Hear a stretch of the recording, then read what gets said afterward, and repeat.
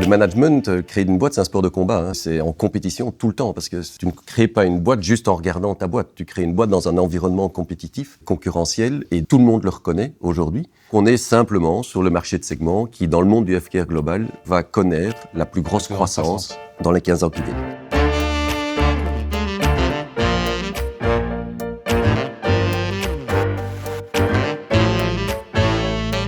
Bonjour à tous, alors je suis très heureux de vous retrouver aujourd'hui pour un épisode particulier puisque cet épisode va être tourné en vidéo. Le podcast Histoire d'entreprise, il est historiquement en audio, mais là c'est un épisode exceptionnel. Je reçois Renaud Deharran qui est le PDG de Curium Pharma, un leader mondial dans la médecine nucléaire. Alors parce que c'est vidéo et parce que nous sommes dans les locaux de Curium Pharma, ça va être plus riche. En tout cas c'est ce que j'espère et je suis évidemment curieux de connaître vos commentaires. Ce qui était vrai en audio, le reste en vidéo. Abonnez-vous, likez, commentez. Je suis évidemment très preneur de ce que vous en penserez.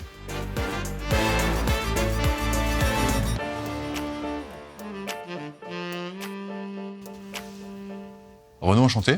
Bonjour Martin. Bon, tu m'as proposé de te tutoyer, donc je te tutoie. Absolument, on est parti. Je suis très content de t'avoir ici.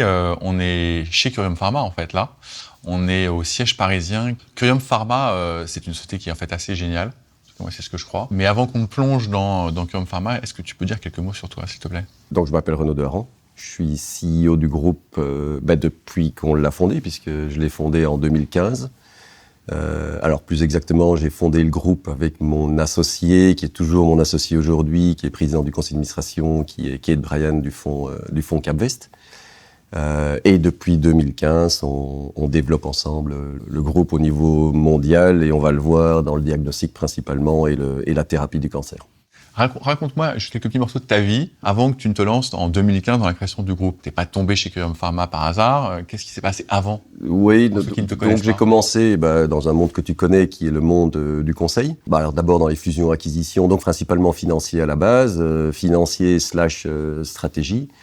Chez Arthur Andersen, je pensais, j'y serais probablement toujours en fait, ce qui aurait été une erreur, mais on pensait que Arthur Andersen à l'époque était intouchable, et puis on a eu l'affaire Enron, tout s'est cassé la gueule. Et je suis arrivé chez Deloitte, que je suis resté là 6 mois, puis je suis parti. J'ai rejoint en fait un de mes clients, qui était dans l'imagerie moléculaire, c'est-à-dire, on l'expliquera plus tard, mais enfin bref, le diagnostic en médecine nucléaire. J'ai passé 2 ans là-bas et puis ils ont décidé on avait 2 divisions, le groupe avait deux divisions, j'étais président d'une des 2 divisions en 2011-2012 et le groupe a décidé de mettre tous ses investissements sur l'autre division qui était de la protonthérapie, c'est-à-dire de la thérapie très spécifique sur le cancer. Et donc dit voilà, écoute, t'es président de cette division d'imagerie moléculaire, on va s'en défaire, t'es en charge du désinvestissement et du carve-out.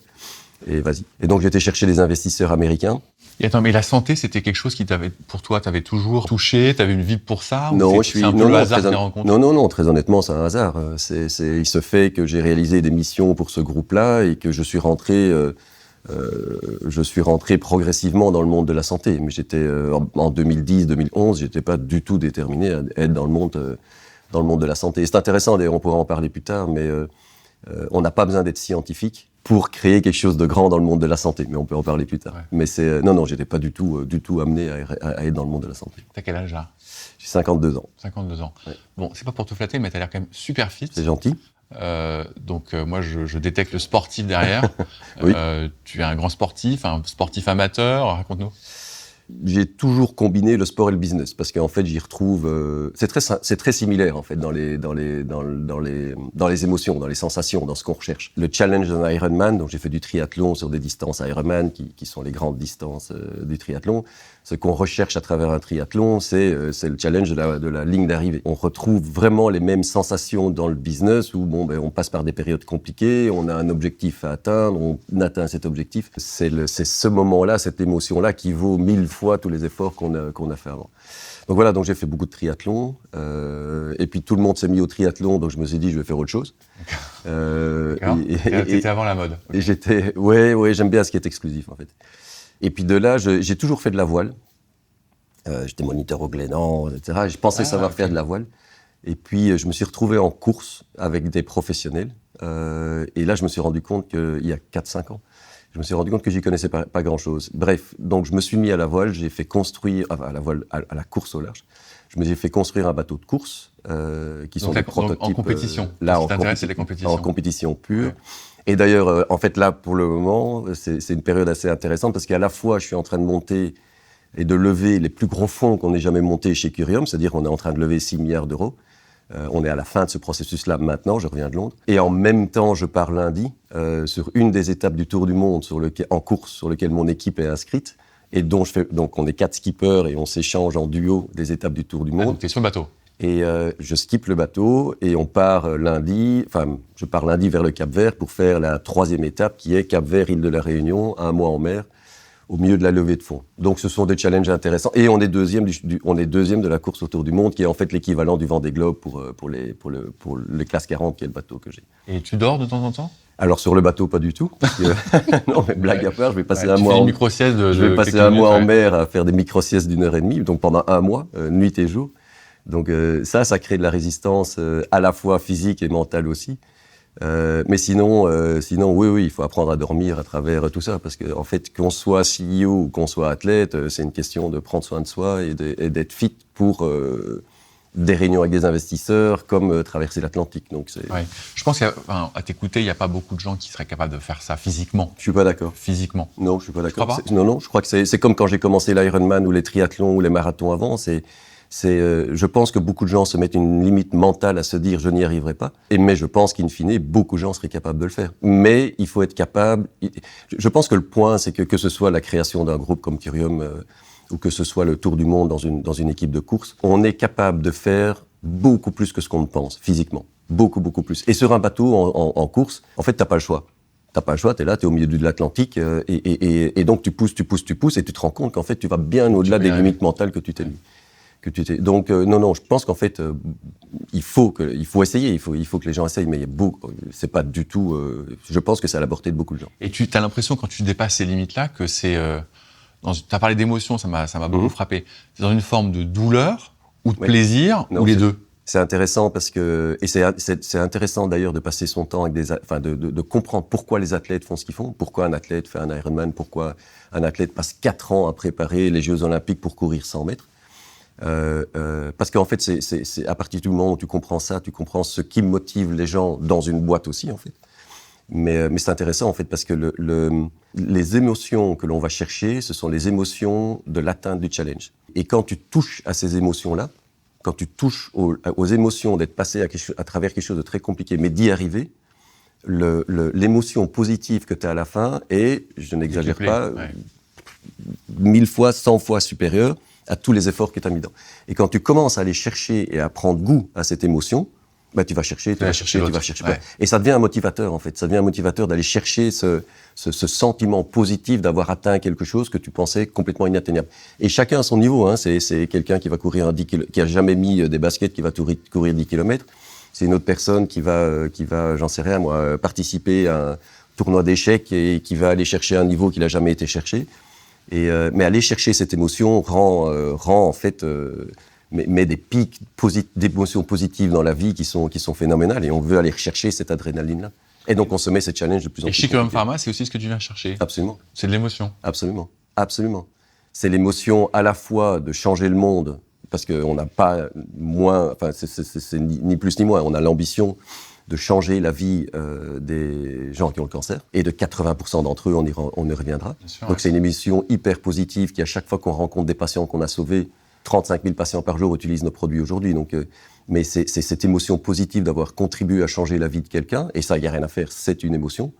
Et puis à côté de ça, c'est l'émotion de créer quelque chose de grand, d'inspirant.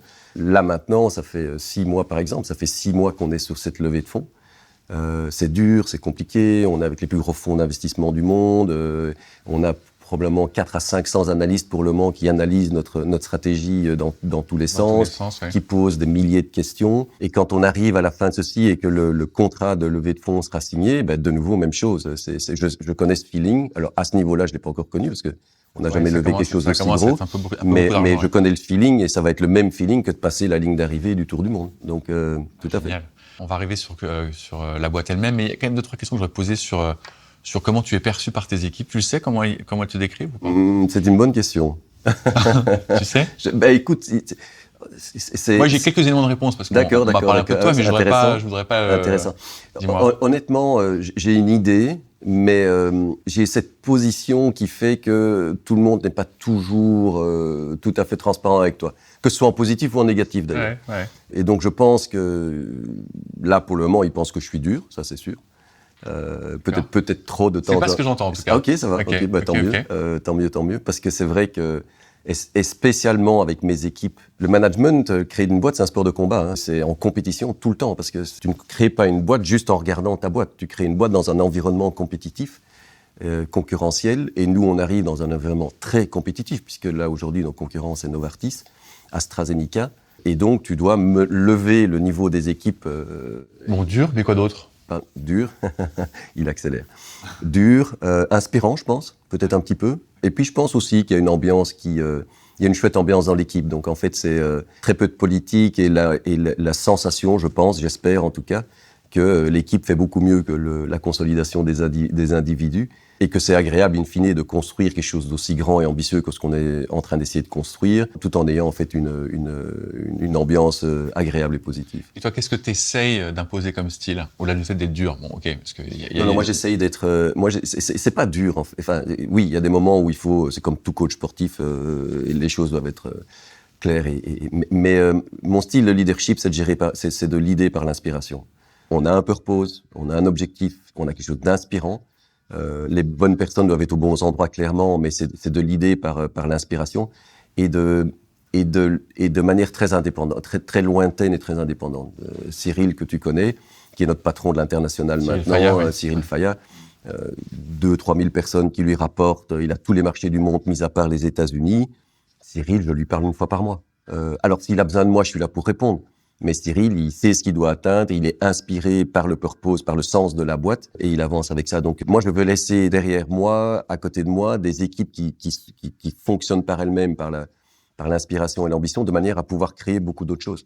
On a lancé il y a 2 ans avec Kate Bryan, mon associé, on a racheté il y a 2 ans un autre groupe multinational qui s'appelle Perceptif, qui fait maintenant 2000 personnes, basé à Boston aussi, et qui a des services dans le monde des essais cliniques. Alors on a Curium, on a Perceptif, dont je suis président du conseil d'administration, mais on peut faire beaucoup plus que ça. Et on peut faire beaucoup plus de ça à partir du moment où on laisse derrière nous, dans toutes ces boîtes et ces investissements, des équipes qui sont capables de gérer et en qui on a complètement confiance. Il faut qu'on parle de Curium Pharma maintenant quand même, parce que je vois le temps passer. Est-ce que tu peux nous décrire ce qu'est Curium Pharma ? Donc Curium Pharma, c'est le leader de la médecine nucléaire dans le monde. Alors, c'est quoi la médecine nucléaire ? Je vais essayer de le faire en 1 minute, comme si je l'expliquais à mes enfants. La médecine nucléaire, en fait, est focalisée sur le cancer. Alors, qu'est-ce qui nous drive chez Curium Pharma ? Le cancer, c'est le traitement du cancer. Pourquoi ? 1 personne sur 5 dans sa vie aura un cancer. 1 personne sur 5. Enfin, c'est juste gigantesque. Et 1 personne sur 10 en mourra. Ça touche tout le monde. Et si ça ne vous touche pas, vous, personnellement, ça va toucher quelqu'un de votre famille ou de votre entourage. Donc, donc Curium Pharma, c'est traiter le cancer, aider ça. Et on fait ça avec une technologie qui est les technologies de la médecine nucléaire. Et c'est quoi cette technologie ? On utilise la radioactivité pour tuer le cancer. Comment on fait ça ? Un cancer, c'est une cellule très particulière dans le corps. Hein. C'est une cellule qui est très différente de toutes les autres. Elle se développe très très vite mais elle a cette faiblesse, cette cellule cancéreuse, elle a cette faiblesse d'être différente et d'avoir sur sa surface des choses, des cibles, des formes, si tu veux, qui sont très différentes de toutes les autres cellules. Et nous, on les identifie, ces formes-là. Et ces formes, on les utilise pour envoyer dans le sang nos molécules, qui sont radioactives. Et donc, nos molécules vont rentrer dans le système sanguin, elles vont passer partout dans le corps, elles vont reconnaître cette forme qui est sur la cellule cancéreuse, elles vont s'y accrocher. S'il n'y a pas de cellule cancéreuse, elle s'accroche nulle part, elle part. S'il y a une cellule cancéreuse, où qu'elle soit, même une métastase, c'est-à-dire un cancer qui se balade un peu partout dans le corps, et il peut y en avoir des dizaines, ils vont s'accrocher dessus. Et en s'accrochant dessus, ils ramènent l'isotope, la radioactivité, à côté de cette cellule cancéreuse, et l'isotope la tue. Donc voilà ce qu'on fait. C'est ça la médecine nucléaire, en fait. C'est l'utilisation de la radioactivité pour tuer les cellules cancéreuses qui sont présentes dans le corps. Et à force des années, depuis 10 ans, on a développé une société en organique et en acquisition, on a fait beaucoup d'acquisitions, qui est devenu en fait le leader de la médecine nucléaire dans le monde. Et maintenant, à force des recherches et d'avoir des chercheurs un peu partout dans le monde qui font évoluer la technologie, on se rend compte, ou on s'est rendu compte, que la technologie peut traiter 80% des cancers. Et donc, on est en train de travailler avec Curium Pharma sur le traitement de 80% des cancers. La perception que j'en ai, c'était que historiquement, et encore beaucoup aujourd'hui, mais encore une fois, tu me corriges si je me trompe, c'est que c'était beaucoup dans le diagnostic du cancer, et que le changement que tu es en train de mettre en œuvre avec tes équipes, c'est de passer justement dans le traitement de ce cancer. Tout à fait.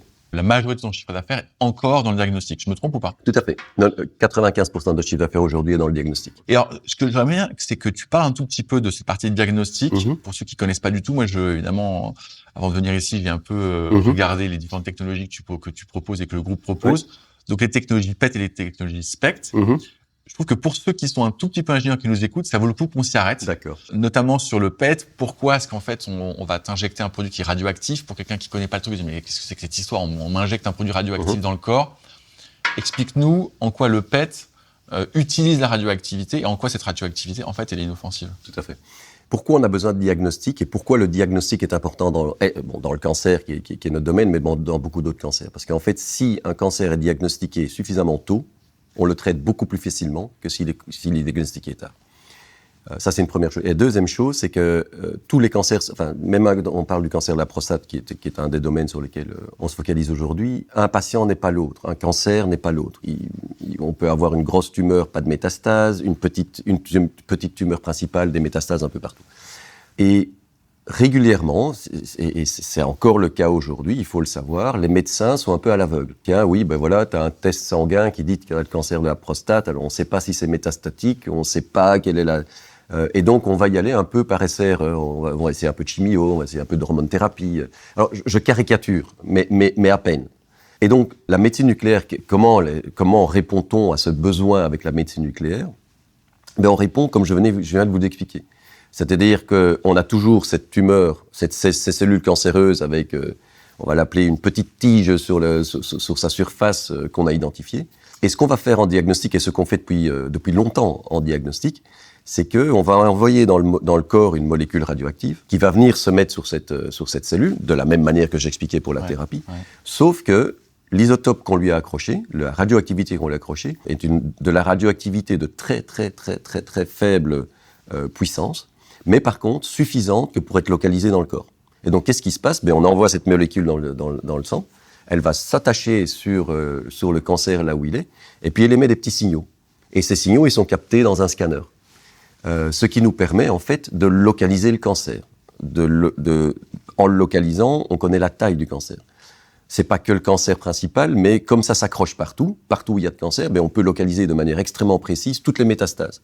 Et maintenant, le monde du médecin change complètement. Parce que le médecin va faire un PET scan, parce que la technologie s'appelle comme ça. Le PET, c'est simplement le type d'émission que la molécule émet. Mais maintenant, le médecin va s'asseoir avec son patient et il va avoir une photo, mais c'est même plus qu'une photo parce que c'est dynamique, 3D de son patient, avec, dans le corps de son patient, l'ensemble des spots où le cancer est présent. Et maintenant, il va pouvoir prendre en fait une décision de thérapie qui est très éduquée, puisqu'il sait exactement ce qu'il traite. Et alors, il va commencer à traiter ce patient, et puis il va lui refaire un diagnostic, 3 mois plus tard, 2 mois plus tard, et il va voir comment ça évolue. Les spots ne sont plus là, les métastases ont disparu, ça fonctionne, parfait, on continue sur ce traitement-là. Ou, attention, il y a des spots supplémentaires, donc la chimio ne fonctionne pas, je vais essayer quelque chose d'autre. Et donc, en fait, ça, c'est ce qu'on fait depuis toujours. Et on a 6000 clients dans le monde avec ça, et ce qui s'est passé dans l'évolution, c'est qu'on s'est dit, et nos chercheurs se sont dit, tant qu'à aller s'accrocher sur le cancer avec un isotope très très très très faible qui n'a aucune conséquence sur le corps et ne tue aucune cellule, on va changer cet isotope. On va toujours utiliser le même moyen d'aller s'accrocher sur le cancer, mais on va lui mettre un isotope un peu plus fort. Alors ça reste des micro-doses, mais cet isotope un peu plus fort va les tuer. Et donc en fait c'est l'évolution, la thérapie est une évolution très logique de ce qu'on fait en fait en diagnostic. C'est quand le moment où vous vous êtes dit en fait, on va basculer en théranostics, Oui. c'est-à-dire dans le traitement du cancer. C'est très récent, ça a quelques années. C'est une idée que tu avais déjà en tête Non. quand tu as pris la direction de Curium Pharma. Quand on a créé Curium, très honnêtement, on n'avait pas ça en tête. D'accord. Dans les plus grands rêves qu'on aurait pu avoir dans le développement de Curium, on n'avait pas la thérapie en tête. On avait le diagnostic et le développement du diagnostic. Mais donc en 2017-2018, des centres allemands. Alors la base en fait ne vient pas de nous. Pour être tout à fait honnête, à la base, certains centres en Australie, donc des centres d'oncologie, de traitement de cancer, en Australie et en Allemagne, et un peu à Helsinki, ont commencé en fait à changer dans leur recherche, mais très en amont, ces isotopes. Et ils ont commencé à faire des tests. Et ils sont venus chez nous en nous disant, écoutez les gars, on est en train d'essayer de changer cet isotope sur la molécule. Est-ce que vous pouvez nous aider avec la chimie ? Parce qu'en fait, à la base, on a des centres de chimie, de radiochimie, un peu partout dans le monde, et on est clairement le leader mondial de la radiochimie également. Donc, ils sont venus chez nous, ils ont dit, écoutez, on essaye ça, on va essayer ça sur quelques patients, on va voir ce que ça donne. Ça, c'était en 2016-2017. On a produit ces molécules pour eux, on les produisait à Helsinki, et on les envoyait en Australie, en Allemagne, et puis très localement aussi en Finlande. Et puis, ils se sont rendus compte que ça fonctionnait. Puisqu'on leur fournissait en même temps l'outil de diagnostic, et ils se sont rendus compte qu'en changeant l'isotope, on prenait une photo du patient avec son cancer avant, 6 injections, 10 injections, ils ont un peu essayé tout. Et plus tard, tous les patients, mais littéralement tous les patients, toutes les métastases disparaissaient. Et là, mais c'était en académique, c'était avec on appelle ça des KOL, des Key Opinion Leaders, avec qui on travaille toujours aujourd'hui. Et nous, alors, à ce moment-là... C'était dans le cadre d'essais cliniques? Ouais. Non, même pas. Non, même pas. En fait, si tu veux, l'essai clinique, c'est vraiment le développement structuré d'une molécule. C'est à partir du moment où tu as dit, OK, j'ai une molécule et maintenant je vais la développer pour la mettre sur le marché et obtenir l'approbation de la FDA. Non, à ce moment-là, c'était vraiment de l'exploratoire. Ce qu'on ne peut pas faire chez nous, en fait. Seul un médecin peut faire ces explorations sous sa propre responsabilité, puisqu'on ne parle pas de médicaments qui sont approuvés. Bien sûr. Et donc voilà, on s'est assis avec eux, on dit mais c'est extraordinaire ce truc, on va le développer. Et donc on a fait le premier développement pour les tumeurs neuroendocrines, qui marche extrêmement bien. Et puis ensuite, on s'est attaqué à partir de 2019-2020 au cancer de la prostate. Et de fil en aiguille, en fait, cette technologie de traitement du cancer a commencé à exploser dans les centres de recherche, à un point tel que le marché de la médecine nucléaire, qui devait valoir mondialement 5 milliards quand on a fondé Curium en 2015, vaut plus de 10 milliards aujourd'hui, donc il a doublé aujourd'hui, alors que la thérapie est à peine lancée. Mais par contre, ce marché va valoir entre 40 et 45 milliards en 2035. Donc on est en fait avec ce lancement de la thérapie dans la médecine nucléaire, dans le traitement du cancer en utilisant la radioactivité, on est sur un segment de marché en explosion complète, à un tel point que tout le monde le reconnaît aujourd'hui comme le marché qui va connaître dans les 15 ans qui viennent la croissance la plus rapide dans tout le monde du healthcare. Alors on est le segment qui est en train de croître le plus rapidement dans l'oncologie, dans le cancer, et le cancer est lui-même à l'intérieur du healthcare le segment qui est en train de croître le plus rapidement. Et donc on est simplement sur le marché de segment qui, dans le monde du healthcare global, va connaître la plus grosse croissance dans les 15 ans qui viennent. Donc du coup, Novartis, AstraZeneca, BMS sont tous en train de se dire, attends, on peut pas louper le tournant, on peut pas le rater, et on va rentrer big time dedans. Et donc ils sont en train de rentrer dans la médecine nucléaire à coup de milliards. On va en parler. Alors je voudrais partager avec ceux qui nous écoutent quelques chiffres. Donc 15 millions de patients par an, 6 000 clients, environ 5 000 employés. Bon, tu l'as dit, vous êtes leader mondial dans votre domaine.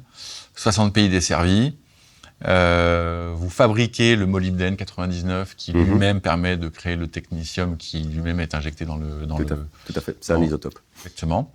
4 sites de production, j'étais pas été capable de les voir. Non, Qu'est-ce qu'ils entendaient par 4 sites de production? On a 60 sites de production, Okay. mais dont 4 sont beaucoup plus importants. Oui. Okay. Et puis 50 produits, un portefeuille de 50 produits. Oui. Ça doit bouger ça en ce moment, non? Oui, en fait, c'est 50 produits de diagnostic aujourd'hui. Et on a, je faisais encore le point pas plus tard que hier, on a 40 lancements de produits prévus dans les 5 ans qui viennent. Et sur des produits qui sont principalement des produits de thérapie, c'est-à-dire avec une valeur ajoutée qui n'a rien à voir. Tout à fait. Pour mettre un peu de perspective sur ce qu'on est en train de créer, Alors après, tout ça, forcément, c'est des plans, mais ce sont des plans stratégiques qui sont extrêmement détaillés, qu'on est en train de littéralement présenter à tous les plus gros investisseurs du monde. Curium Pharma, en 2035, aura la même capitalisation boursière, donc la même valeur d'entreprise que Siemens Symphony, c'est-à-dire 40 milliards d'euros. Donc ça, c'est ce qu'on est en train de créer. D'accord.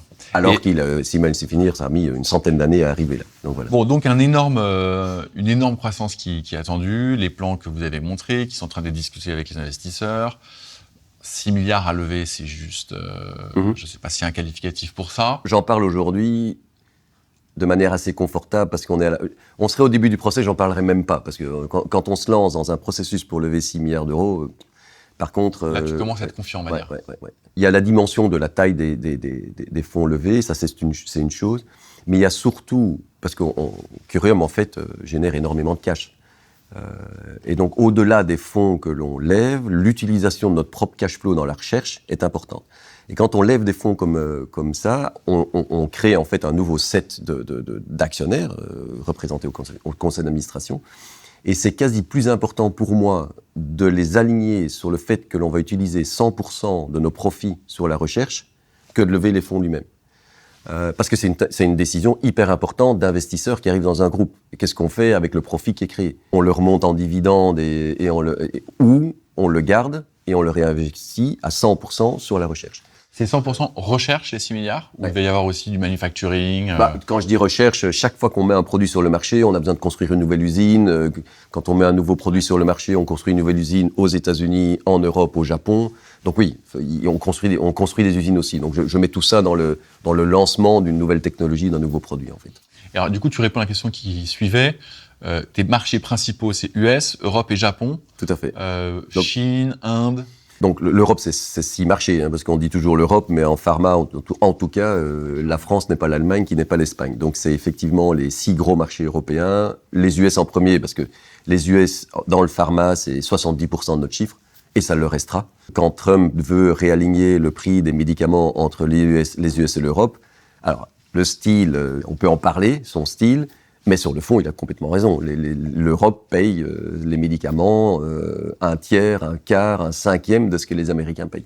Donc il ne faut pas se leurrer, c'est les Américains qui financent la recherche mondiale dans le pharma. Et donc les États-Unis, 6 pays européens et Tokyo, donc pour l'ensemble du marché japonais. D'accord. Et pourquoi pas l'Inde, pourquoi pas la Chine, qui sont des énormes marchés? Oui, tout à fait. On essaye, mais c'est pas simple. C'est vraiment pas simple. Ça fait 5 ans qu'on essaie de rentrer en Chine, à chercher des partenaires, à voir si on va le faire nous-mêmes ou pas. C'est juste pas ça. On y sera un jour, mais on n'y arrive pas pour le moment. C'est juste, voilà.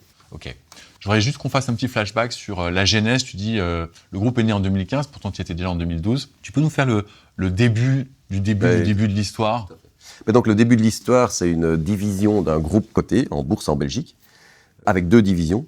Une division en protonthérapie, qui est une technologie de traitement du cancer, et un groupe qui faisait de l'imagerie moléculaire, c'est-à-dire en fait la partie diagnostic de la médecine nucléaire, donc le PET. Division qui, quand je la rejoins, est en perte. Et donc, je rejoins le groupe après avoir quitté le conseil en 2012. Je te disais tout à l'heure que quand tu passes du conseil à l'opérationnel, tu ne dors pas beaucoup, parce que c'est un monde un peu différent et tous les mois, les résultats tombent. Et là, tous les mois, les résultats tombaient en perte, donc il fallait financer. Donc j'ai pas beaucoup dormi. En même temps, en fait, à ce moment-là, d'amener ma famille aux États-Unis, parce que c'est aux États-Unis qu'il fallait être pour récupérer le leadership de ce groupe. Mes enfants qui pensaient que j'étais le pire papa du monde parce que je les avais retirés de leurs écoles en Belgique. Et ma femme qui me détestait tout autant parce que qu'est-ce qu'on va foutre aux États-Unis. Et donc, si tu veux, j'étais à ce moment-là avec une... Oui, on est parti. Oui. J'étais à ce moment-là avec une division en perte. Je devais aller au conseil d'administration tous les mois pour demander un peu plus d'argent pour financer les pertes. Et ma famille qui, grosso modo, se demandait ce qu'ils foutaient à Washington parce que je les avais retirés. Et qui te détestait. Et qui clairement, en tout cas quand on est parti, me détestait. Donc je peux te dire que tu regardes le plafond quelques fois, quelques nuits, tu te sens très seul. Tu te sens très seul. Donc ça, c'était le départ. C'était le départ. Et puis, puis de fil en aiguille, en fait, alors du côté familial, je leur avais dit, écoutez, on part 1 an. Et puis, si vous vous plaisez pas aux États-Unis, c'est vous qui décidez, on rentre. Donc après un an, on a eu un petit vote dont je ne faisais pas partie, donc les 3 enfants et ma femme, et ils ont tous voté à l'unanimité. Non, mais on va rester, c'est un truc de dingue, c'est super bien. Ah, ok. Donc voilà, un an plus tard. T'étais où C'était à Washington DC. Okay. Donc un an plus tard, c'était fait, et en fait, on est resté là. C'était risqué business quand même d'avoir dit à tes enfants et à ta femme, vous voterez dans un an et je voterai pas, et on décidera en fonction de votre vote. Oui, mais en même temps, je peux pas. Je voulais pas créer. Enfin, je suis très ambitieux au niveau professionnel, mais je veux pas non plus que ça devienne un cauchemar pour la famille. Pour ma famille. Donc voilà, ça c'est du côté familial, c'était fait. Et puis bon, les enfants, ils sont. Mon fils vient seulement de rentrer en Europe aujourd'hui. Il a 22 ans, donc ça fait. Lui, c'est un Américain, donc il a vécu toute sa vie quasiment là-bas aux États-Unis. Mes 2 filles sont rentrées en Europe il y a quelques années. Donc ça, c'est du côté familial. Et puis du côté business, il a fallu retrousser ses manches et d'abord trouver un acquéreur pour la division que je ne voulais pas lâcher. Donc j'ai été chercher un fonds d'investissement américain qui s'appelle SK Capital de New York pour en fait racheter une division en perte.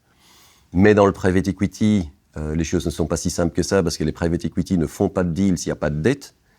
Et donc il fallait chercher les banques. Donc il fallait chercher les banques, mais les banques ne veulent pas voir de perte. Donc on a fait un peu de ce que j'appelle du mumbo-jumbo comptable pour qu'un EBITDA négatif devienne plus ou moins positif. On a convaincu les... t'es fort en comptabilité alors. Okay. Ouais, à force de faire ce métier-là, t'as intérêt à pouvoir un peu comprendre les chiffres et les expliquer. Et donc voilà, donc on a été chercher des banques qui ont financé la moitié du prix d'acquisition, mais avec une banque, tous les trimestres, il faut payer des intérêts.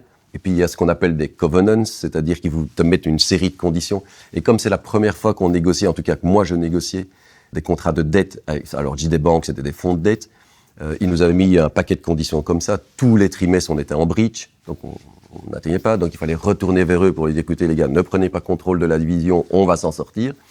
Donc tu avais tout ça. Enfin bref, 2 ans plus tard, la division est clairement positive. On sort clairement du cash. On a redressé toute la partie opérationnelle. On n'a plus de problème de qualité. Et à ce moment-là, pendant que je te coupe, en fait, quand tu te lances dans cette phase de refinancement en capital et en dette, toi, tu es déjà assez convaincu que tu vas pouvoir la redresser, la boîte ? Non. Tu fais un pari, tu te dis... Je fais un pari et je ne sais pas où je vais. Très honnêtement, je ne sais pas où je vais. Okay. Je me dis, je vais pas le laisser tomber parce qu'à ce moment-là, il y avait 350 personnes dans la boîte qui à ce moment-là s'appelait IBA Moléculaire, qui est vraiment la base de QRM aujourd'hui, mais je voulais pas les laisser tomber. Ces gens étaient dans des usines un peu partout et moi, ça ne me plaisait pas. Mais tous les trimestres, je ne savais pas où j'allais. Vraiment, je ne savais pas où j'allais. Je me suis jamais posé la question de savoir si j'allais chercher un job ailleurs ou pas. Mais clairement, je voyais bien qu'au début, c'était pas terrible. Donc, et je ne savais pas ce que je cherchais, en fait, parce qu'on n'avait pas la vision de la thérapie. Je voyais qu'il y avait du potentiel dans le diagnostic, mais honnêtement, c'était pas encore très clair. Ça s'est construit au fur et à mesure. Et donc voilà, c'est vraiment, en fait, là, t'es vraiment en court terme. Tu es en dit, ok, man, tu sais quoi, je vais pas penser à ce qui se passe en 3 ans parce que j'en sais strictement rien. Mon objectif, c'est de sortir du trou et d'avoir un trimestre positif. Que je ne doive plus aller expliquer à mes banques que je suis en breach de covenant et que je ne dois plus aller chercher dans mon conseil d'administration de l'argent. Donc voilà, et ça m'a mis entre 18 et 24 mois. Mais là, je suis surtout tombé sur un gars extraordinaire chez SK Capital, Jamshid Kainojat. Alors, c'est un Perse, donc c'est des guerriers. Et d'ailleurs, ça se ressent dans tout ce qu'ils font au niveau business. Et ça, c'est de loin le meilleur businessman avec qui j'ai jamais travaillé et qui m'a appris énormément dans les tranchées. Et le gars, en fait, il gère des fonds de dizaines de milliards d'euros, de dollars, en fait, il est un Américain.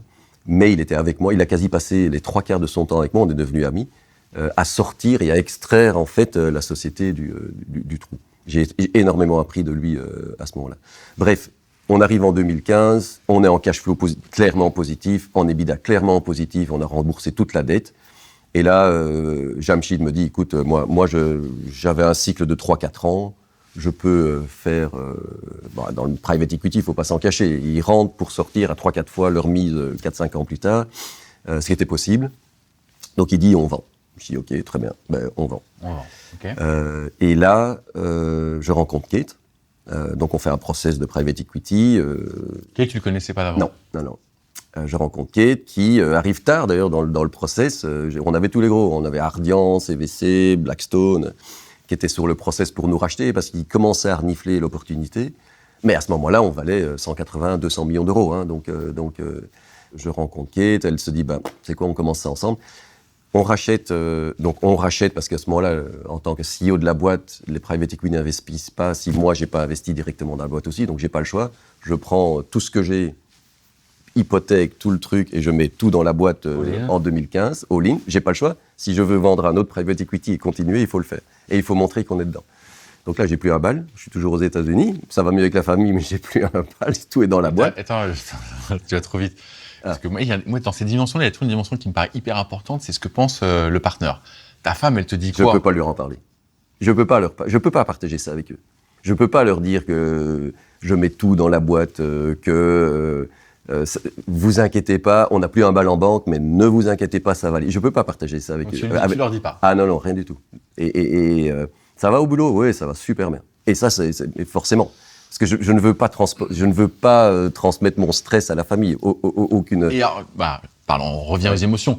Au moment où tu fais le all-in, c'est le stress de ta vie, ou inversement, tu te dis, inversement, tu dis, en fait, de toute façon, ça va être génial, on va y arriver, c'est quasi certain. Alors, non. Ni l'un ni l'autre, mais tu as un espèce de niveau d'insouciance, en fait, de naïveté. Alors, je ne sais pas pourquoi, mais effectivement, quand j'ai tout mis dedans, je me suis dit, ça va aller. J'ai pas peur, enfin, j'ai confiance en moi, je vais faire quelque chose.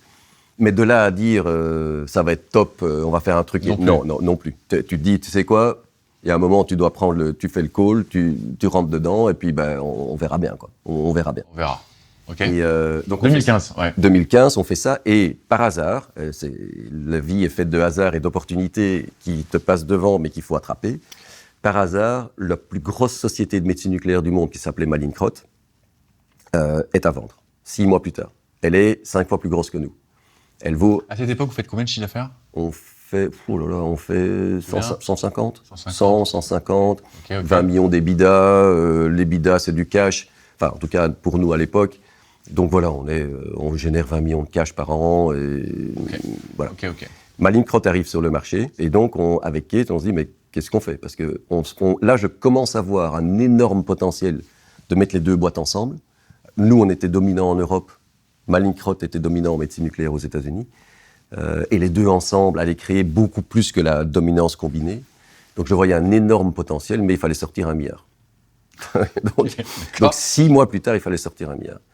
Et là, je me souviens, c'était c'était un carve-out d'un gros groupe de Mallinckrodt. Donc on rachetait une division carve-out, TSA, donc Transition Service Agreement, toutes sortes de trucs qu'on n'avait pas encore fait jusque-là. Et comme on sortait la division, il fallait recréer toute l'infrastructure aux États-Unis. Il faut aller chercher le milliard quand même. Et il faut aller chercher le milliard. Et là, on se process de nouveau, parce qu'on n'était pas les seuls dans le processus non plus. Il y avait d'autres private equity qui voulaient racheter cette division-là.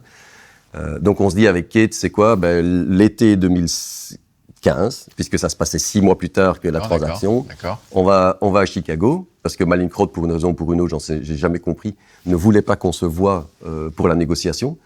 Ils voulaient faire ça avec leur banque d'affaires au milieu et par email et par téléphone. Donc on se dit, tu sais quoi, on va les se mettre au minimum sur le même fuseau horaire, puisqu'ils étaient à Saint-Louis. On va les se mettre à Chicago, on passe l'été à Chicago et on négocie le deal et on lève la dette. Donc on est parti 3 mois à Chicago avec Kate. Et non seulement on a levé la dette pour racheter, mais en plus de ça, on a levé l'entièreté en dette. En dette? En dette, tout. Alors, pour comment ça se fait? En fait, si tu veux, moi, ça, on peut en parler une autre fois. Mais quand tu rachètes une boîte et que tu comprends un peu le système des fonds de dette, ils te permettent, en fait, d'investir une dette qui est un multiple de ton profit, enfin, de ton EBITDA. Bien sûr. 18 mois devant. Donc, si tu fais beaucoup de synergies que tu peux très rapidement exécuter. La valeur, tu peux, en fait, tout financer par une dette. Donc. Mais faut que ton fonds, il soit aligné avec ta perception des synergies que tu vas développer. Ah oui, complètement, oui. Ah oui. Okay. Donc en même temps que de négocier avec Mallinckrodt, on négocie avec les fonds de dette, on lève 1 milliard de dettes. Alors pour la petite histoire, on lève le milliard de dettes au moment du Brexit. Et donc au moment où on devait signer la dette, boum, Brexit, tous les fonds de dette sortirent, enfin bref. Parce que ton fonds de dette, il était anglais? Non, mais le Brexit, oui, alors beaucoup des fonds de dette étaient... Alors un fonds de dette, t'as quasi... Enfin, on avait 40 fonds de dette pour lever 1 milliard. Pour lever 1 milliard, ok. Bref, donc on lève le milliard. On ne met pas un bal d'equity supplémentaire, on rachète Mallinckrodt et on intègre tout ça. Et là, c'est parti en flèche. Et là, c'est parti. C'est parti la boîte s'est littéralement envolée en quelques trimestres. Parce que tu dis que Mallinckrodt, en tout cas la division, pesait 5 à 6 fois ta boîte qui faisait environ 150 millions. Donc x5, je suis à 750, plus 150, je suis à 900. Vous faites un petit milliard à la sortie de l'opération. Oui, alors quand je dis qu'elle fait 5 fois, c'était plutôt en EBITDA qu'en chiffre d'affaires. Okay. Mais on fait la transaction, nous on est à 20, eux ils sont à 100. Donc in fine, on met ensemble 120 millions d'EBITDA. Un an plus tard, on est au-delà de 200. Parce qu'on a extrait des synergies, on obtient une présence sur le marché qui fait que l'ensemble de nos clients disent c'est ça, on peut pas aller autour. On doit commander on doit prendre chez eux, quoi. Là, la boîte s'envole complet. Mais il y a quand même un petit mystère quand je t'écoute, parce que ok, je vois de loin un peu les synergies de coûts, un peu d'admin, peut-être un peu de manuf, peut-être aussi un peu de R&D. Je vois pas 100 millions de synergies là où je suis. Alors, tu vas me dire que je me trompe lamentablement. En revanche, je la vois beaucoup plus sur la partie pricing. Alors ça, c'est la partie dont on ne peut pas parler. D'accord. Parce qu'in fine, alors c'est intéressant que tu dis ça, parce que forcément, quand tu mets deux boîtes comme ça ensemble, tu sais que tu vas avoir du pricing power. Ouais. Mais tu ne peux pas justifier ton deal parce que tu obtiens du pricing power, parce que c'est pas bref, t'es en breach de la régulation antitrust. D'accord. Donc en fait, c'était pas on savait que ça allait arriver, mais c'était pas dans le plan. Mais non, les 100 millions de synergies, ils ont été extraits de l'infrastructure. Alors, Mallinckrodt était l'américain de Saint-Louis qui voit tout en grand. On est arrivé, il y avait un headquarter de je sais pas combien de buildings. Mais non, tout est passé sur des synergies de coûts. En tout cas, la première année. Et puis de là, tu es en effet boule de neige et ça part en flèche. Tu génères 200 millions d'EBITDA, tu génères donc 150, 180 millions de cash que tu investis. Là, on commence à investir dans des nouveaux produits de diagnostic. On réussit nos premières phases cliniques. On met des nouveaux diagnostics sur le marché aux États-Unis qui prennent 50% du marché. Enfin bref, et là, on est parti.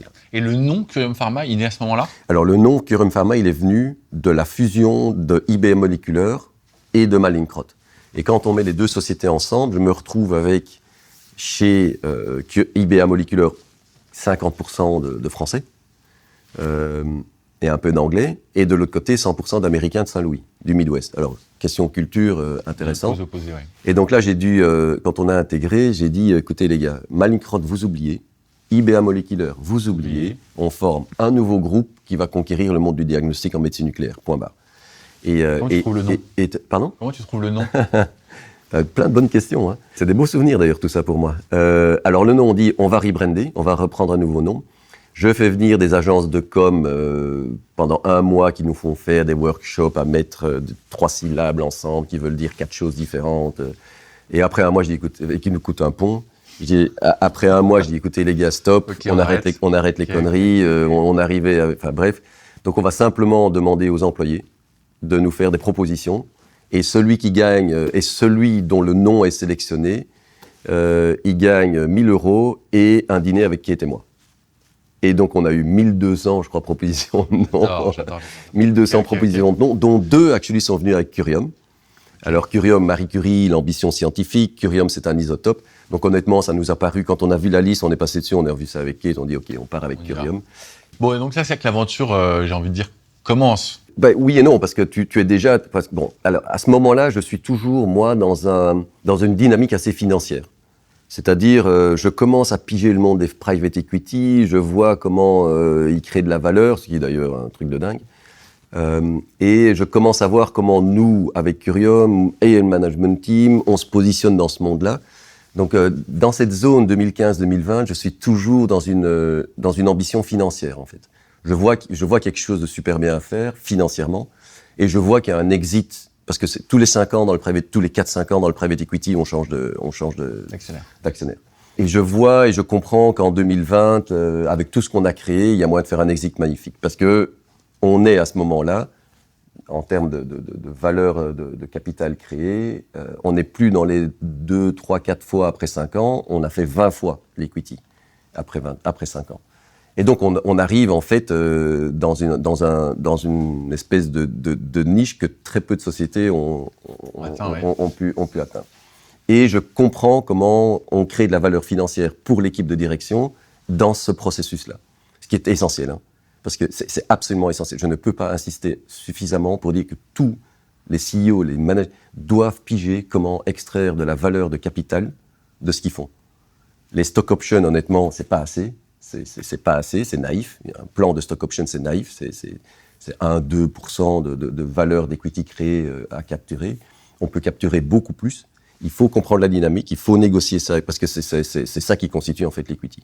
Bref, donc je le comprends très bien dans cette période-là, mais je suis toujours dans une optique financière. Et en 2020, Curium Pharma, c'est quelle taille à peu près ? En 2020, Curium Pharma, c'est 2,3 milliards, pour être tout à fait précis. Et aujourd'hui, on peut connaître le chiffre ? D'enterprise value. Aujourd'hui, c'est 6. Donc la recapitalisation dont je parle là, c'est 6. D'accord. Là, tu commences, si tu veux, tu vois la trajectoire. Donc, SK rachète IBA Molecular pour 50-60 millions en 2012. Depuis, il n'y a pas 1 euro d'equity qui a été mis dans la boîte.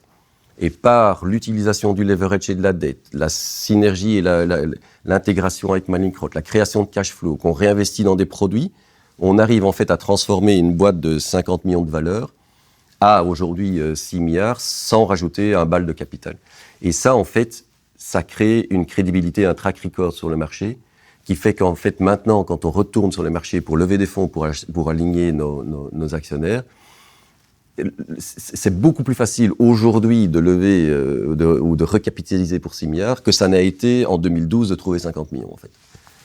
Et ça, c'est le track record. Et ce que je disais encore à mon équipe cette semaine, c'est ce track record d'exécution de nos plans, c'est le DNA qu'on apporte sur le marché quand on a levé des fonds. Bon, et puis ce que tu dis, c'est que c'était une logique financière et en même temps, il y avait, tu dis, le boulevard du diagnostic nucléaire. Là, il est identifié très clairement. C'est pour ça que je dis, donc à ce moment-là, toujours une logique financière, mais au fur et à mesure qu'on commence à comprendre l'impact qu'on a sur les patients en diagnostic, parce que j'essaye de faire rencontrer des patients aux équipes, etc. Et je commence à réaliser, en fait, tard, mais je commence à réaliser l'impact qu'on a sur la vie des patients. Et puis, on fait ces essais de thérapie, je t'avais dit, entre 2017, 2018, dans ces eaux-là. Et on commence à voir, en fait, l'impact qu'on a sur les patients qu'on traite maintenant, c'est-à-dire, ils sortent de l'hôpital. Et c'est là, en fait, que tout shift vers le purpose, le sens. Ouais. Parce que là, on commence à se rendre compte que non seulement on a les moyens, mais en plus de ça, on a la technologie qui peut traiter le cancer. Et là, le shift, pour moi, personnellement, la motivation bascule complètement vers, les gars, on a la technologie qui va permettre de traiter beaucoup, beaucoup de cancers dans le monde.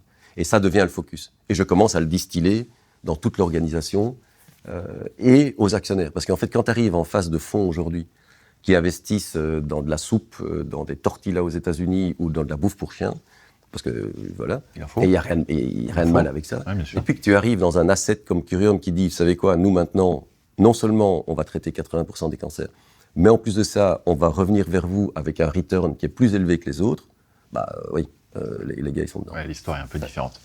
Je voudrais qu'on aborde ce moment-là, peut-être avec deux dimensions.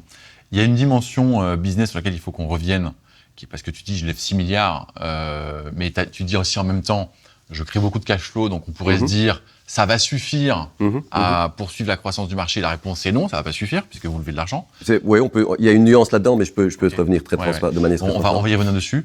Et j'aimerais qu'on s'arrête un tout petit peu quand même sur la partie patientèle purement, parce que je suis venu avec quelques chiffres, moi, qui m'ont un peu effrayé. Pardon, j'ai pris quelques chiffres pour la France, même si ta vision elle est globale, mais je pense que ça parlera davantage à ceux qui nous écoutent, parce qu'on a plus de Français. Donc en France, le cancer est devenu la première cause de décès, c'est 25%. Et alors il y a une très légère différence homme-femme, puisque les femmes sont encore un tout petit peu devant, malheureusement, en maladie cardiovasculaire, mais le cancer suit juste derrière. Donc, et de toute façon, au global, le cancer est devenu la première cause de... Et malheureusement, la croissance la plus rapide. Et alors, je sais bien que tu n'es pas médecin, mais toi, tu arrives derrière. Mais d'après toi, quand tu parles avec les patients, avec les médecins, avec les hôpitaux, d'après toi, qu'est-ce qu'on te dit qui explique cette tendance ? C'est le fait qu'on vit de plus en plus longtemps et que la population grandit. Donc on vit de plus en plus longtemps, la population grandit et on est capable d'identifier de mieux en mieux les causes de décès. Donc c'est d'abord une question de vieillissement de la population. Oui, parce qu'en fait, le cancer, de manière assez contradictoire, le cancer est de mieux en mieux traité. Donc à la fois, on a la maladie qui tue le plus. et de plus en plus. Et à la fois, on a des technologies qui progressent dans le traitement du cancer. Donc c'est le vieillissement. Je pense. Alors, c'est quasi impossible. Personne ne le connaît exactement en fait. Hein. Mais moi, je pense que le vieillissement de la population est clairement joue énormément. Ouais. Et je voyais aussi que d'autres causes de décès grandissaient très très vite. Je pense aux maladies neurodégénératives et maladies métaboliques. Tout à fait. Dans ce que tu observes chez les gens malades, tu as le sentiment que ces maladies vont dépasser le cancer en termes de cause de décès ou tu as l'impression que très difficile de dire, mais en tout cas, très difficile de dire. Mais j'ai décidé de ne pas répondre à cette question-là, en fait. J'ai décidé, nous, notre focus, c'est le cancer. Parce que ça va être ma question suivante. Tu te dis pas, je vais traiter aussi ces autres maladies. Non. On peut être ambitieux, mais il faut être focalisé. Parce que si tu n'es pas focalisé, tu n'atteins aucun objectif. Donc non. Nous, c'est le cancer. Revenons sur la partie donc, purement business. Je te disais, pour quelqu'un qui est à l'extérieur, qui ne va pas à tes dynamiques de chiffres et autres, tu pourrais te dire, bon, OK, on va aller maintenant sur le traitement. Tu disais tout à l'heure, c'est 95% du chiffre d'affaires. Aujourd'hui, c'est encore le diagnostic et 5% de traitement. Je pense que quand on se reparlera dans 5 ans, les chiffres auront beaucoup évolué. 50-50. Et on pourrait se dire, ouais, mais en fait, finalement, toute la valeur que je crée aujourd'hui sur le diagnostic, je vais l'utiliser pour ma croissance dans le traitement. Tout à fait. Qu'est-ce qui justifie, en quelques phrases, mais je pense que cette discussion, tu l'as eu 1 milliard de fois avec les gens avec qui tu sollicites leur argent. Qu'est-ce qui fait que tu leur sollicites aujourd'hui 6 milliards sur le marché ? Donc, il y a un lien direct entre les deux. Quand je dis je lève, alors ça va peut-être devenir un peu technique, mais bon, j'essaie de faire le plus simple. Ouais. Quand je dis on lève 6 milliards d'euros, en fait, on recapitalise le groupe pour 6 milliards d'euros. Ça veut dire quoi ? Ça veut dire que les actionnaires qui ont investi en 2020 vendent, je crée un groupe d'actionnaires qui va racheter en fait ces actions-là. Et ça, c'est les 6 milliards d'euros. Alors pourquoi c'est hyper important ? Parce que qu'est-ce qui aligne en fait des actionnaires sur une stratégie ? Mais c'est la valeur qui est créée pour eux. Et donc, en montrant que dans chaque cycle, je crée une valeur substantielle pour chaque investisseur, je leur explique que les suivants, qui vont maintenant en fait capitaliser le groupe à 6 milliards d'euros, vont se retrouver en 2030, dans le prochain cycle, avec un rendement qui sera encore plus élevé à ce moment-là. Et donc, en fait, pour attirer des investisseurs dans ton capital et de manière plus importante, pour les amener à être alignés sur le fait que tu utilises 100% de ton profit ou ton cash flow sur la recherche, tu dois leur montrer que cette politique d'investissement crée du rendement. Et cette démonstration, tu l'as fait de cycle en cycle, justement en recapitalisant. Et ça, c'est la boucle qu'il faut bien comprendre. Parce que même s'ils sont super attirés par le sens de ce qu'on fait, les gars, dans leur fichier Excel, dans leur spreadsheet Excel, ils doivent montrer qu'ils ont fait les rendements qu'ils voulaient avoir et plus. Et donc, en fait, c'est là que tu commences à avoir un système qui fonctionne très bien, parce que tu montres que sur 3 cycles d'investissement, ils se sont pris plus que leurs 3 fois qu'ils veulent, et bien plus. Donc, les suivants vont commencer à prendre confiance, racheter les actions des précédents, créer le rendement pour les précédents, s'aligner avec moi sur ma stratégie d'investissement de l'ensemble de mon cash flow, et je continue. Et donc, tu as tout à fait raison en disant, le diagnostic génère suffisamment d'argent que pour financer la recherche sur la thérapie, sauf que je dois avoir un conseil d'administration qui est d'accord à en fait mettre l'ensemble du cash flow sur les investissements. Et ceux-là, je les aligne par la création de valeur sur leurs actions, qui est la recapitalisation que je fais maintenant. Donc voilà. Bon, il faut quand même que j'aborde le sujet, parce que je suis sûr qu'il y a des gens qui nous écoutent qui vont se poser la question. Ok, on comprend la valeur que ça crée, on comprend que ça va soigner des milliers de patients. Millions, et puis tu auras, des millions, merci de me reprendre. Et puis tu vas avoir des gens qui nous écoutent qui vont se dire, ouais, mais en fait, tout ça c'est quand même beaucoup d'argent. Est-ce qu'il est bien utilisé ? Est-ce que ça devrait pas être plutôt le rôle du public d'investir cet argent ? Est-ce que c'est pas même un peu malsain ? Et pardon si je suis un peu direct. Qu'est-ce que tu réponds à ces personnes qui croient peu ou pas, ou voire même qui luttent contre l'investissement privé à destination de la santé ? À ton avis, on va investir combien en recherche et développement dans les 10 ans qui viennent ?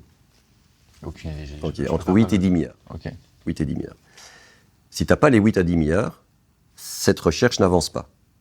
Okay, alors, pour investir dans la recherche et développement, faire évoluer le traitement du cancer, tu dois investir énormément d'argent. Parce que tous les projets n'arrivent pas à terme. Une phase 3 pour un médicament, c'est entre 2 et 400 millions d'euros. Et tu n'es pas sûr, quand tu la commences, que tu vas obtenir l'objectif que tu veux. Si tu ne trouves pas les fonds pour investir dans la recherche et développement, tu ne fais pas avancer la recherche et développement. toutes les institutions publiques, académiques, qui sont sur la recherche fondamentale et préclinique, n'ont pas un bal pour faire avancer, pour rendre le médicament disponible pour tout le monde à travers les essais cliniques et la régularisation. Et donc, si le privé ne met pas ces milliards d'euros sur la table pour la recherche et développement, la recherche n'a pas lieu. Et là, je reviens sur ce que je te disais avant. Comment tu convaincs les grands investisseurs du monde à investir dans la recherche? Ben, tu les convaincs parce que ça a un rendement pour eux. Et ensuite, ils acceptent effectivement de le cacher. Donc, il y a un lien direct. Et il y a une autre chose qui est très importante à comprendre aussi, qui est mal connue du public. C'est qui les grands investisseurs dans le monde? En fait, moi, je parle des fonds d'investissement et des private equity là, qui investissent chez nous, les CVC, les Blackstone. Mais c'est qui ces gars-là? C'est la grande majorité des fonds qui investissent, c'est des fonds de pension. Et c'est quoi les fonds de pension? Ben, les fonds de pension, c'est tout le monde qui investit dans un fonds d'investissement. Parce que si on ne fait pas de rendement sur ce que tout le monde met de côté pour sa pension, ben, il n'y a pas la pension attendue à terme. Et donc, en fait, la boucle le cercle il est assez bouclé. Quand je parle au fond aujourd'hui, je parle à des intermédiaires de fonds de pension, principalement, en fait. Et donc, sans le return qui est créé par les sociétés comme nous, ben, les pensions ne seront pas suffisantes dans les années qui viennent ou dans les dizaines ou quinzaines d'années qui viennent. Donc, tout ça est assez bien bouclé, en fait. Donc, il faut les convaincre d'investir parce que ça fait du rendement. Ce rendement, il retourne vers les fonds de pension. Et nous, en les convainquant d'investir, ben, on fait avancer la recherche et le développement. Et donc, in fine, alors j'aurais besoin de beaucoup plus de temps pour expliquer tout ce mécanisme, mais in fine, le système est assez bien fait, en fait. Il ne faut pas s'en inquiéter. Bon, on va arriver tout doucement à la fin de notre petite discussion. Déjà, je pense, quand tu m'as dit 1 heure, honnêtement, je me suis dit, t'es sûr 1 heure? Non, t'inquiète ça pas, va vite, en fait. On aurait même pu... Donc, j'ai quelques questions un peu en termes de conclusion. Bon, c'est pas te flatter que dire que le projet il est magnifique, ça se passe super bien, on te souhaite d'arriver au bout de cette levée de fonds, tu sembles quand même confiant. De quoi tu es le plus fier finalement aujourd'hui? 80% des cancers. Ce dont je suis le plus fier de loin, c'est de pouvoir faire rêver mon équipe de direction, l'ensemble des employés Curium, et de dire, les gars, pendant 10-15 ans qui viennent, on va se focaliser sur la recherche qui va pouvoir traiter 80% du cancer. C'est de loin ce qui me rend le plus fier dans ce qu'on fait ici. Et si tu avais un regret, quelque chose que tu n'auras pas assez bien fait ou pas bien fait du tout? Honnêtement, j'ai aucun regret. Ouais, alors quelque chose que t'as pas fait comme tu aurais voulu que ça se fasse. Ah oui, des erreurs. Ouais. Alors là, donne-nous un exemple quand même. Des erreurs. Qu'est-ce que j'ai fait comme erreur? Il y a 3 ans, enfin, je vais prendre des erreurs très business. Hein, okay. Il y a 3 ans, il y avait une biotech aux États-Unis qui s'appelle Progenix, New York, qui développait un produit, diagnostic du cancer de la prostate. Ils étaient en face de nous, on négociait avec eux, et on avait l'opportunité de les racheter pour 20-30 millions de dollars. Et j'ai dit non, trop risqué. Ça, c'est un deal que je fais pas. Mon concurrent l'a fait, et aujourd'hui, la molécule représente plus de 500 millions de chiffre d'affaires avec une marge à 400 millions. Ouais. Donc voilà, des erreurs comme ça, j'en ai faites des dizaines. Ouais, des opportunités ratées. Ouais, enfin, tu l'appelles comme tu veux, on peut l'embellir si tu veux, mais non, mais c'est clairement des erreurs de jugement. Mais après, bon, voilà, tu peux pas tout savoir. Mais oui, des erreurs, on en fait. Et d'ailleurs, on en fera et on en fera encore. Il faut se permettre de les faire. Mais bon. Tu as beaucoup insisté dans cette discussion sur ton processus d'apprentissage. Ça m'a frappé. Qu'est-ce que tu recommanderais à un jeune dirigeant qui arrive aujourd'hui, qui a sa boîte, idéalement dans la santé, il a 30 ans, il a 35 ans, il a 40 ans. Qu'est-ce que tu recommanderais à ces hommes et à ces femmes? C'est difficile comme question, mais tu sais pas nager, tu sautes dans l'eau froide et you figure it out. Et en fait, il faut se faire confiance. Il faut vraiment se faire confiance. Tu sais, a priori, si tu essayes d'avoir tout sous contrôle avant de lancer un projet, tu n'y vas jamais.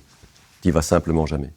Et alors, chacun d'entre nous met le curseur à différents niveaux. Moi, à force d'expérience, je mets le curseur de plus en plus bas, en fait. Il me faut plus grand-chose pour me dire, allez, celui-là, on y va. Et tu sais quoi, il y a plein de choses qu'on ne sait pas, mais on y va. Et j'ai suffisamment confiance en moi et dans les équipes pour y arriver.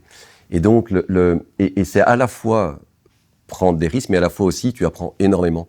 On apprend beaucoup plus de nos erreurs, d'être face à des situations compliquées, de devoir résoudre des problèmes compliqués avec la FDA qu'on n'avait pas inventé. On apprend beaucoup plus de ça que, in fine, de regarder le case de loin, de se dire, tiens, comment est-ce que je réponds a priori? Non, il faut être face à l'erreur, face au problème, face au challenge, et c'est là que tu apprends. Donc, il faut sauter. Et alors, aller aux États-Unis. Aller aux États-Unis.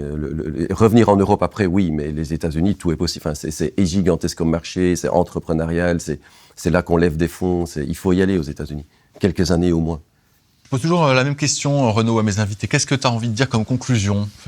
Qu'est-ce que tu as envie de partager avec tous ceux qui nous auront vus et écoutés aujourd'hui? À part aller aux États-Unis. C'est un détail, ça. Je pense que tout le monde devrait avoir un projet qui change le monde. Je pense que tout le monde peut et doit avoir un projet dont l'ambition est d'une manière ou d'une autre de changer le monde. Et avec ça, tu crées une satisfaction, une émotion phénoménale parce que tu essayes de changer le monde. Et en plus de ça, dans la plupart du temps, tu construis une carrière et tu construis quelque chose de professionnel qui tient la route. Mais je pense que si on avait beaucoup plus de gens qui partent avec une ambition de changer le monde, ça irait beaucoup, beaucoup mieux. Voilà. Merci beaucoup. Merci à tous pour votre écoute.